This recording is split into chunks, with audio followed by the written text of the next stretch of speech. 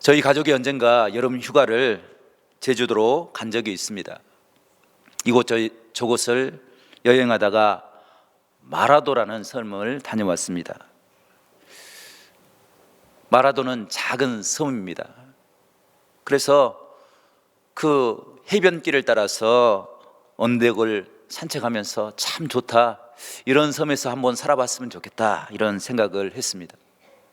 행복한 시간을 보냈습니다. 그런데 얼마 지나지 않아서 한 TV 방송에서 그 섬을 소개하는 그런 프로그램을 했습니다. 그런데 그곳에 아주 유명한 짜장면 집이 있다는 것입니다. 그때부터 마라도를 다녀왔던 행복한 추억들은 사라지고 아쉬움만 남았습니다. 왜냐하면 불행하게도 저희가 마라도에 갔을 때 그 짜장면 집에 대한 정보가 없었습니다. 그래서 그 집을 들으지 못하고 그냥 온 것입니다. 그런데 그 이후로도 계속해서 여러 번 TV에서 그 원조 마라도 짜장면 집을 소개하였습니다. 그것을 볼 때마다 참 아쉽다, 또 가고 싶다, 이런 생각을 했습니다. 혹시 여러분들 중에서 마라도 짜장면 집에 가서 짜장면을 드셔보신 분이 계신지 모르겠습니다.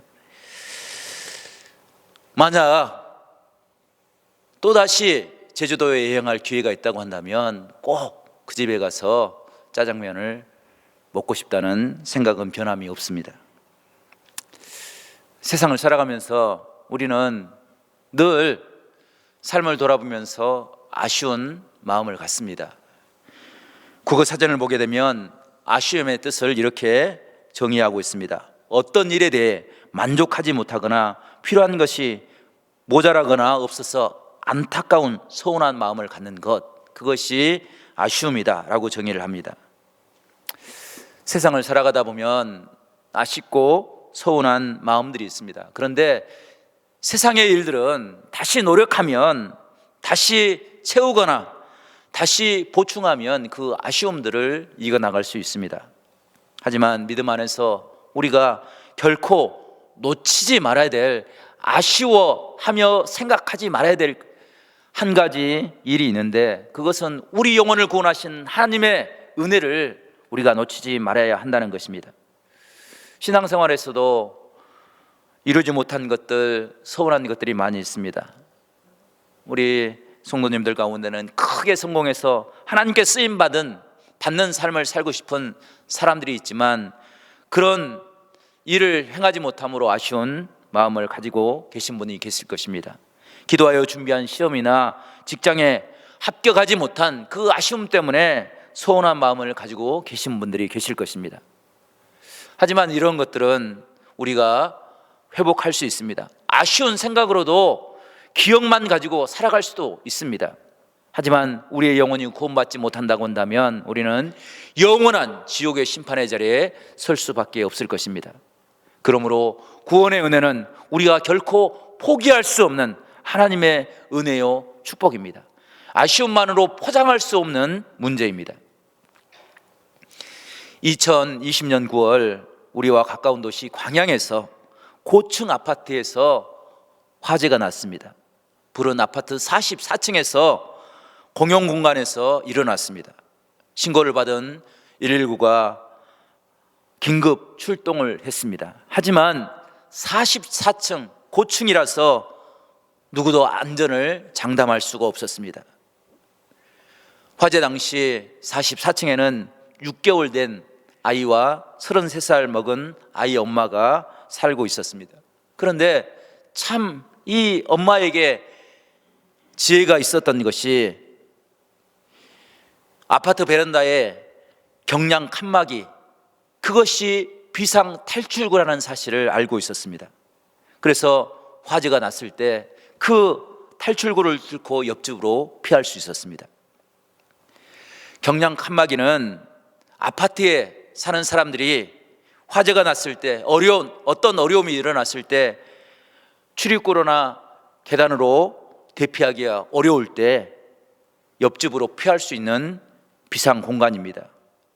그 칸막이는 9mm의 얇은 석고보드로 만들어진 실내 비상구입니다.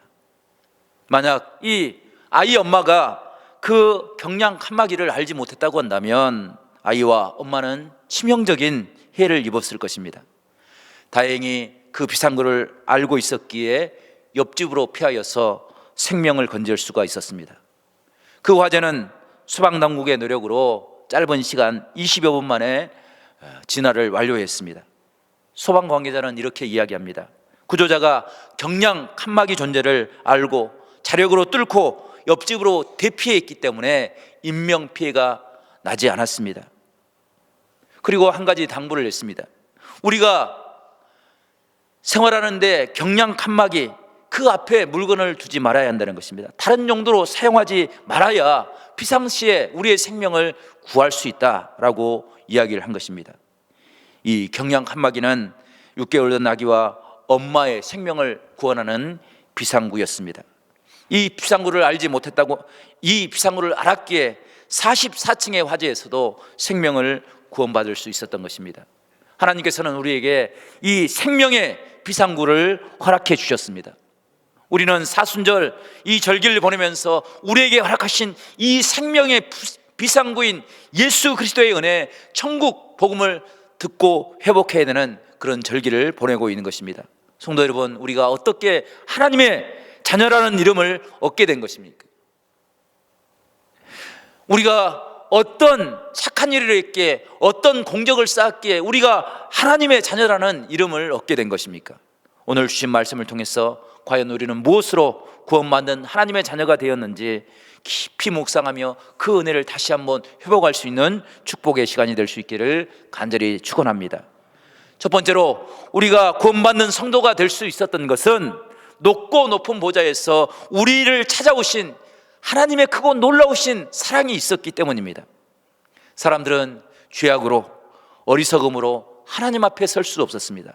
그래서 하나님께서는 그 높은 보좌를 버리시고 우리를 향하여 찾아오셨습니다. 그리고 우리가 상상할 수 없는 사랑의 은혜를 베풀어 주셨습니다. 그 사랑의 은혜가 대속의 은혜입니다. 주님께서는 우리를 위해서 십자가를 지심으로 우리에게 대속의 은총을 베풀어 주셨습니다. 그것이 우리를 변화시키는 하나님의 자녀가 되는 능력이 된 것입니다.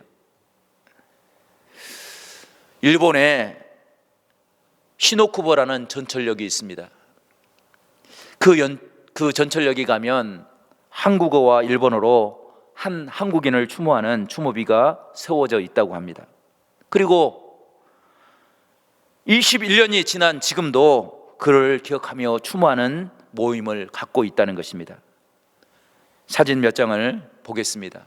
저 역이 시노쿠보 전철역입니다.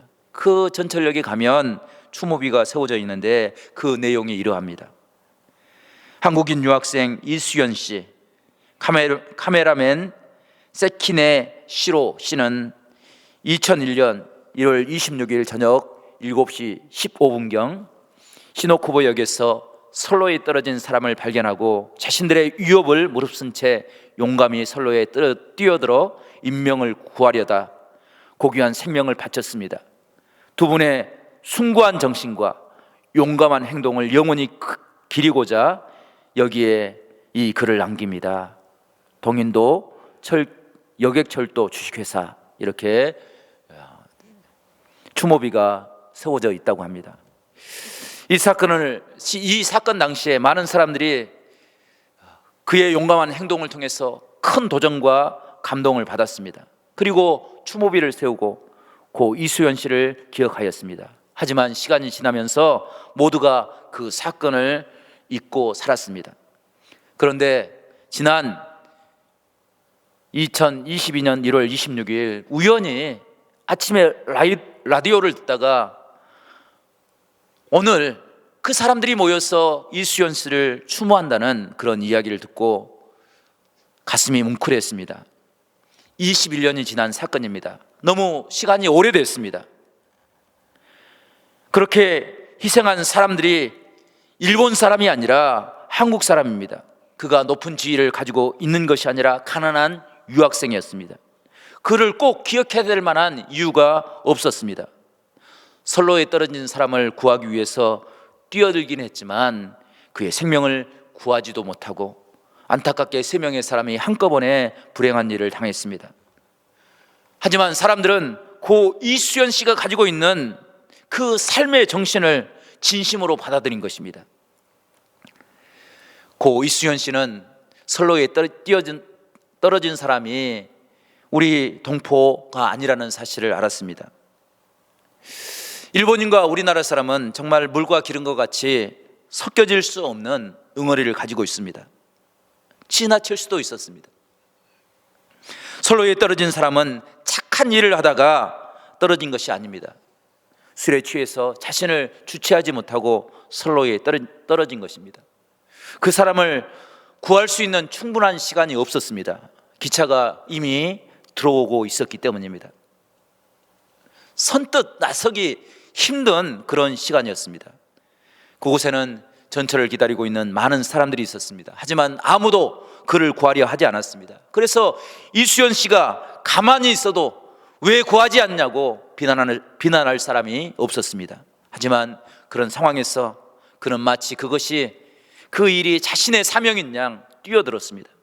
마땅히 자신이 해야 할 일인 양 뛰어들어서 그 참변을 당하고 만 것입니다. 어떤 사람들은 그 희생을 어리석다고 비난할 사람도 있을 것입니다. 젊은 사람의 객기라고 그를 폄하할 사람도 있을 것입니다. 하지만 그것 때문에 더 그의 모습이, 그의 용기가 더 귀하게 느껴지는 것입니다. 그래서 사람들은 아직도 그를 기억하고 추모하고 있는 것입니다.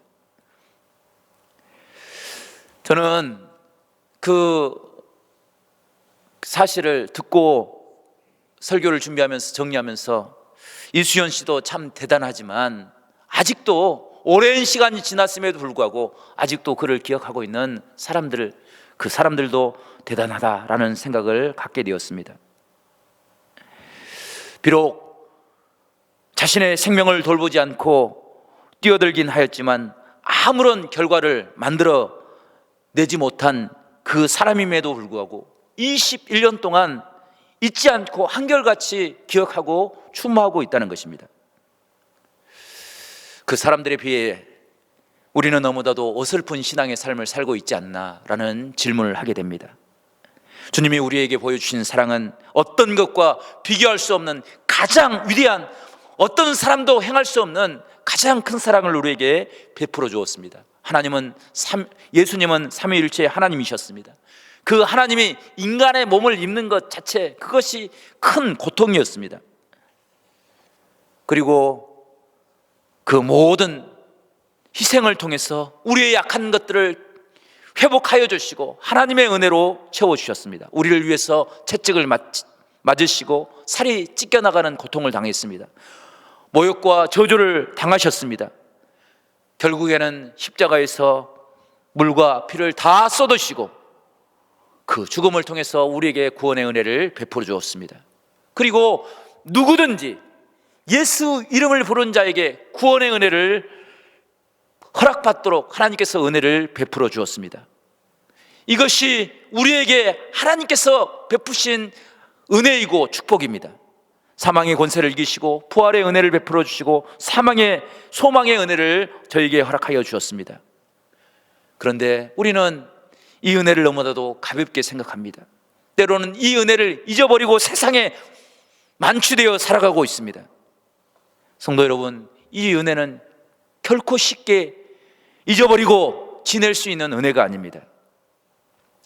19세기에 루이스 하트소스 목사님이 계셨습니다. 그는 미국에서 부흥사로 사역을 하였습니다. 말씀을 전하시면서도 늘 가슴 한편에 고민이 있었던 것은 하나님의 말씀을 증거하지만 정작 자신의 심령에는 주님의 십자가의 감격이 메말라 가고 있었기 때문입니다. 특별히 목사님이 담임 목사라고 부인한 지 얼마 되지 않아서 그런 자신의 감격이 사라진 모습을 보고 하나님 앞에 엎드려 기도하기를 시작했습니다. 그때 하나님께서 그의 기도를 들으시고 은혜를 베풀어 주었습니다. 부흥회를 인도하다가 주님의 십자가를 증거하는 설교를 하였습니다. 그런데 그 설교가 사람들에게 꽂히고 은혜로 그들에게 증거될 뿐 아니라 자신의 심장을 한마디 한마디가 관통하는 그런 은혜를 경험하게 됐습니다. 주님의 십자가가 얼마나 크고 놀라운지 가정으로 돌아와서, 집으로 돌아와서 눈물을 흘리면서 흐느끼면서 주의 이름을 불렀습니다. 다시는 그 감격을 잃어버리지 않기 위해서 그 감격을 노래 가사로 썼습니다. 그 찬양이 바로 254장의 찬양입니다. 내 주의 보혈은 정하고 정하다. 내 죄를 정케 하신 주 날 오라 하신다. 내가 주께로 지금 가오니 십자가의 보혈로 날 씻어 주소. 2절 우리 함께 찬양하겠습니다. 약하고 추에도 주께로 나가면 힘 주시고 내 추함을 곧 씻어 아멘. 주님, 내가 주께로 지금 가오니 십자가의 보혈로 날 씻어. 2절 다시 한번 하겠습니다. 약하고 추에도 주께로 낮추어 힘 주시고 내 추함을 곧 씻어 주시. 아멘. 내가 주께로 지금 가오니 십자가의 보혈로 날 씻어 주소서. 내가 주께로 지금 가오니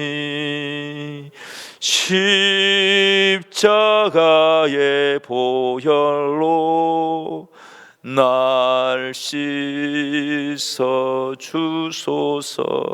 아멘. 성도 여러분, 우리가 주의 성전에 올 때 많은 것들을 잃어버린다 할지라도, 많은 아쉬움이 남아있다 할지라도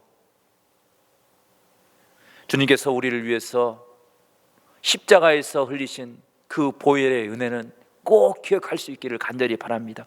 그 보혈의 은혜가 우리의 구원의 능력이 될 수 있음을 믿고 의지하며 살아갈 수 있는 우리 모두가 될 수 있기를 간절히 축원합니다. 두 번째로 우리가 구원받는 성도, 그 은혜를 누리며 살 수 있는 것은 변치 않는 하나님의 사랑 때문입니다. 그 누구도 우리를 그 사랑에서 끊을 수 없다라고 고백하고 있습니다. 이것이 우리에게 복음의 능력이 되는 것입니다. 오늘 39절 말씀 우리 함께 읽어보겠습니다. 39절입니다. 시작. 높음이나 깊음이나 다른 어떤 피조물이라도 우리를 우리 주 그리스도 예수 안에 있는 하나님의 사랑에서 끊을 수 없으리라. 아멘. 성도 여러분, 세상의 어떤 것도 하나님의 사랑에서, 하나님의 지극한 사랑에서, 하나님의 그 크신 사랑에서 우리를 끊을 수가 없다는 것입니다. 이 말씀은 단지 하나님의 사랑은 우리와 관계를 끊어지지 않도록 근근히 일어나가는 그런 피동적인 사랑이 아니고, 예수 그리스도께서 십자가를 지심으로 어떤 힘도 어떤 권력도 우리를 넘어뜨릴 수 없다는 하나님의 은혜를 우리에게 말씀하고 있는 것입니다. 성도 여러분, 우리는 이제까지 하나님을 믿지 않음으로 하나님을 대적함으로 하나님과 단절된, 하나님과 끊어진 관계를 가지고 살아왔습니다. 하지만 이제는 예수 그리스도의 십자가의 능력이 그 모든 죄악의 담을 헐고 우리로 하여금 하나님의 자녀로, 하나님의 백성으로 살아갈 수 있는 축복의 은혜를 우리에게 베풀어 주셨습니다. 어제 설교를 준비하는데 제가 평소에 참 좋아하고 존경하는 목사님으로부터 응원의 문자를 받았습니다. 코로나19 상황 너무나도 힘들고 어려울 텐데 용기를 내라는 그런 응원의 문자였습니다. 그 문자의 내용 가운데는 이런 내용이 담겨져 있습니다. 우리나라 최초로 오빠 부대를 만든 사람이 있는데 그 사람은 조선 3대 천재 문학가요 소설가로 알려진 춘원 이광수라고 합니다. 그의 소설이 얼마나 참 매력이 있었던지 많은 사람들이 열광하고 그에게 빠져들었습니다. 그는 대한민국 임시정부에서 발간한 독립신문의 사장을 역임했습니다. 그런데 그가 1940년 돌연 변절자가 되고 말았습니다. 스스로 창시 개명을 하고 신문 칼럼을 통해서 많은 사람들에게 창시 개명하는 것이 마땅한 일이라고, 전쟁에 나가서 일본을 위해서 싸우는 것이 영광스러운 일이라고 글을 썼습니다. 친일파로 변절한 가장 대표적인 사람이 되고 말았습니다. 훗날 이광수의 제자가 선생님과 같이 천재적인 재능과 해안을 가지고 계신 분이 왜 5년 앞을 내다보지 못하고 친일을 해서 이 고초를 당하십니까? 라는 질문을 했습니다. 그때 그가 이렇게 대답했습니다. 나는 일본이 이렇게 빨리 무너질 줄 알지 못했네. 나는 일본이 이렇게 빨리 무너질 줄 몰랐다는 것입니다. 이 춘원 이광수의 고백이 아마도 우리 사람들의 연약한 삶의 모습일 것입니다. 누구도 한 치 앞도 분간할 수 없는 삶을 살고 있기에 5년 앞을 예상하고 줄서기를 한다는 것은 우리에게 불가능합니다. 그래서 우리에게 필요한 것이 영원히 변치 않는 하나님의 말씀인 줄로 믿습니다. 하나님의 말씀을 붙잡고 살아갈 때 어떤 상황 속에서도 흔들리지 않는 은혜의 삶을 살 수 있는 것입니다. 이 사실을 깨달은 사도 바울은 38절에 이렇게 고백합니다. 내가 확신하노니, 내가 확신합니다. 사망이나 생명이나 천사들이나 권세자들이나 현재 일이나 장래 일이나 능력이나 어떤 것도 우리 하나님의 사랑에서 우리를 끊을 수 없습니다 라고 고백하고 있는 것입니다. 성도 여러분, 이 세를 살아가는 우리에게 이 확신이 필요합니다. 이 믿음이 필요합니다. 이 믿음을 통해서 하나님의 말씀으로 얻을 수 있는 용기와 기계가 우리에게 필요한 것입니다. 세상의 어떤 것도 우리를 하나님의 사랑에서 끊을 수 없습니다. 영원히 변치 않는 하나님의 말씀이 우리에게 구원의 은혜를 베풀어 주는 것입니다.